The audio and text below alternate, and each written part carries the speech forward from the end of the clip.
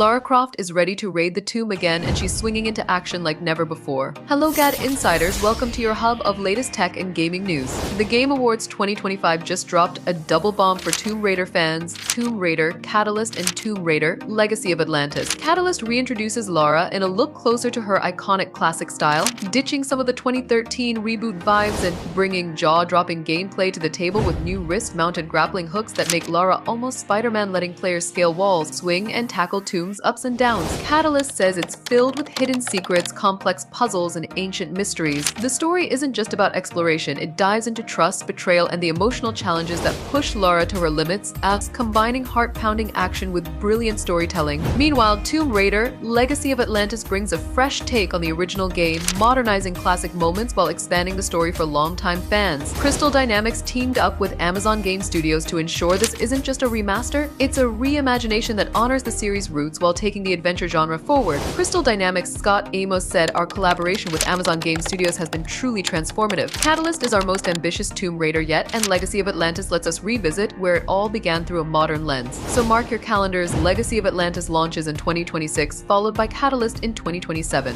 Both games will hit PlayStation 5, Xbox Series, and Steam. Tomb Raider is bigger and bolder, and Lara Croft is back, and she's not holding anything back. For more updates like this video, comment and subscribe to GadInsider. Don't forget to click the bell icon so you never miss any tech updates.